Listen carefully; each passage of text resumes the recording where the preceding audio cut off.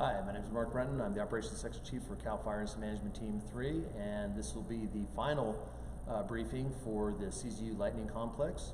So we'll get right into the events for the day. So again, we've had more work in the Battalion Park area, still the area of the greatest workload in our entire incident and for the coming days. So we've had crews working in there today. Also on the Highway 9 corridor, just completing a lot of the line and the mop up in that area. So those are two areas that we'll be doing a lot of work. And some more work still in the Bonnie Dune area, which has been a constant amount of work for us because of the amount of homes in there and the way the fire burned through there. Originally, just a lot of work to be done. So moving forward in the coming days, even when Team 3 transitions back to the San Mateo-Santa Cruz unit, we have the plan in place as part of that transition, and we will be constantly working without skipping a beat on those areas and providing the resources to accommodate that need. So we did see a lot of activity as far as with the public because the holiday weekend, so a lot of traffic on the Highway 1, Highway 9 corridor. That caused us, our folks, to have some concerns for some safety, just be more aware because more people out there, and so everything from driving and so forth, because a lot of people are paying attention to what the fire's doing, and especially our aircraft flying, they just had to be cautious. So if you're out there, please be aware of that and use your due diligence when you're driving in those areas that we still may be working. Again, our aircraft were flying all day today. The weather was very conducive, so we had another great day of using our aircraft and dropped a lot of water. We're dropping, as of to right now, about 150, 160,000 gallons of water, which is quite a bit, especially this stage of the game, but they're supporting our resources that are on the ground, as well as the hot spots interior of the fire. And with that hot and dry weather, we did have a lot of smokes popping back up as we were expecting and have been expecting. And our resources have been prepared to mitigate those efforts, those issues with their efforts, and they're doing a great job with that. So it's been a constant thing that we see. Over the next couple days, we will be seeing some weather changing. It will be cooling down, and the relative humidity coming up a little bit of marine layer, but the big challenge is going to be north winds. And we're going to be seeing, not as bad here in the Santa Cruz area, but definitely in other parts of the state. We are looking at the conditions where there are significant north winds that are going to be occurring in other parts of the state. There's been a number of fires pop up throughout, mainly in Southern California, but also today, a pretty good sized one in Mendocino County that's popped up, and we're expecting even more in the next day or two, not only with the hot and dry temperatures, but also with the winds that we're expecting. So department-wide, we're very vigilant. We're getting to a drawdown point with that, and that's just to the fact that all these fires and the few resources that we have scattered throughout the state.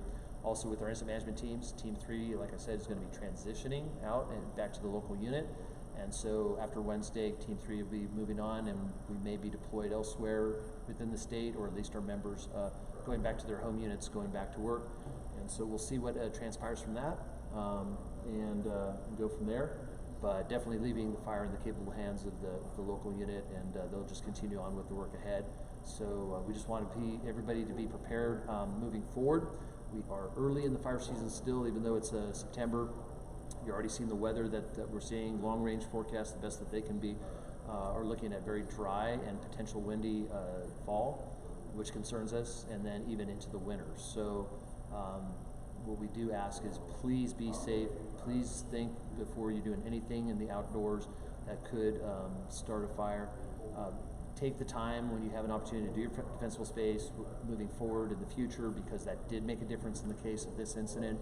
For those people that did their defensible space, it did save their homes, it helped us save the homes. So just be cognizant of that moving forward. And then if we get into the rainy season with the potential for any slides that could occur based on the fires and so forth, and just be ready. Like we say, the ready, set, go, and look online to the CAL FIRE's website.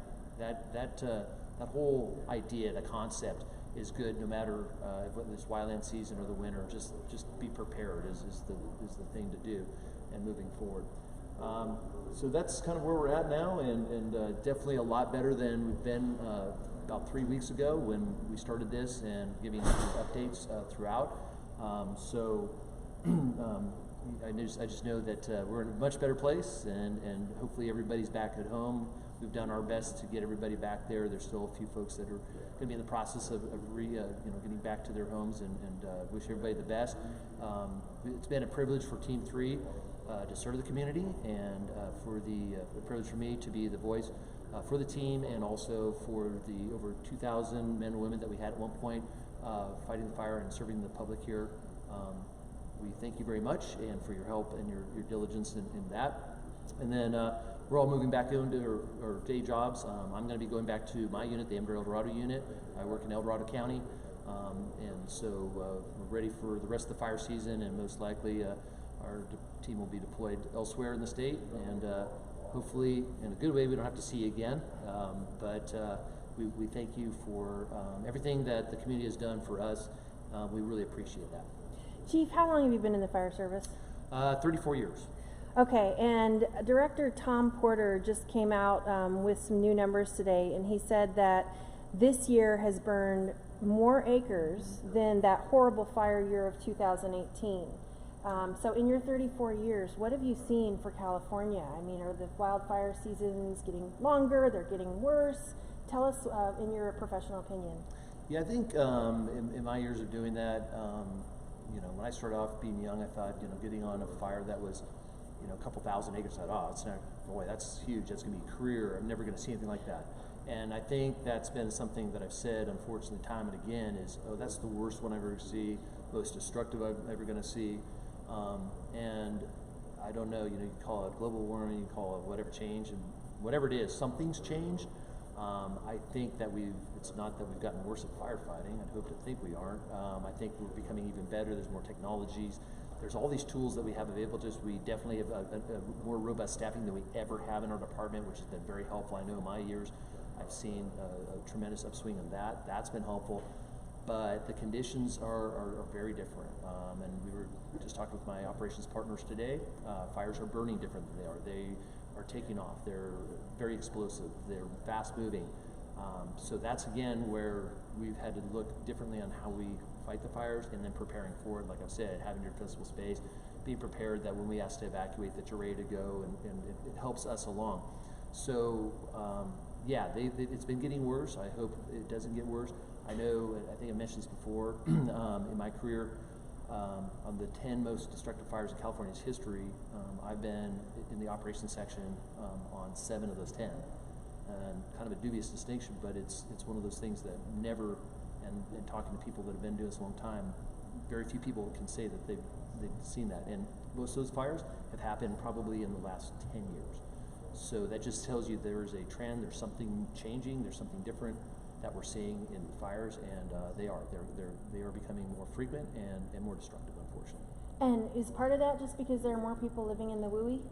I think that has a huge part of it. I mean, if you look over, say a 20-year period of time, and if you looked at the demographics of people that, what the population was in these WUI, the wildland urban interface, or more wildland areas, there are more of them. I think a lot of people, that's why they like California, because of the climate, and they want to get away. They want to live in an area where it's not urbanized, and they live in the forest, they live up in the mountains and the foothills and so forth. And I mean, I'm certainly one of them. I live in the foothills and enjoy that rural area. But with that comes some dangers, and you have to take care of what you're doing when you're out recreating or doing just your day-to-day stuff around the house that can potentially cause a fire. You have to be very conscious of that.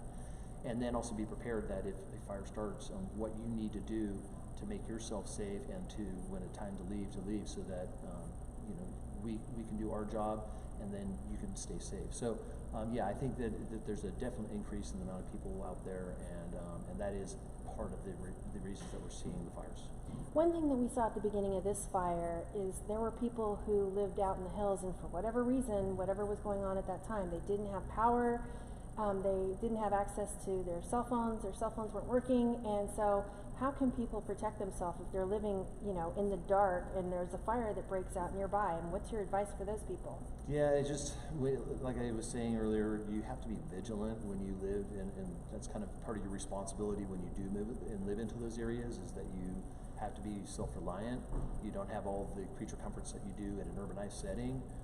Some people want that, and that's what they like. They live like kind of, we call living off the grid, and that's fine. But you just have to be prepared to have some sort of communications so that you can receive word when these things happen, and that you can take the appropriate actions, and so that also your family members know that you're okay when it is time and you do have to get out. So yeah, we do experience this quite a bit, and sometimes even with the power outages because of the public safety shutdowns. So again, it's just a preparation, be prepared. You know, the point of something that I never thought that you'd have to do is like have your own home generator to power your home, so that you have the power when that it goes out, so that you have the way to communicate and be aware if a fire's starting near you. Okay. Is there anything else that you'd like to add? Any advice for the people of this community? Because this might be something we're dealing with more, especially now. We might have some rain and some mudslides. Who knows yet? Of course, we're going to stay on top of it. But what's your advice? Yeah, it's the advice I could say is, you know, is basically this. What I learned at a young age is, when I was in Boy Scouts, is the motto for Boy Scouts: be prepared. And I can't stress that enough. I think that's probably the best thing to do, is just be prepared. Be prepared for anything. You're in the state of California, wonderful place, but I call it the state of disaster, because there's everything here. I mean, we've got fires, we've got floods, we've got earthquakes, we've got mudslides, you name it. Great place to live, but we do you know, see these things on a regular basis. So just having that preparation, planning for it with you, your family, and just having those, you know, those plans to get out when you need to get out. What you can do to prepare for, like I said, defensible space, that kind of stuff, is be prepared for those issues, because you never know what Mother Nature's going to throw you in this state. And one final word of advice? That I promise you, CAL FIRE will fight fire like champions for you. Thank you. Sure.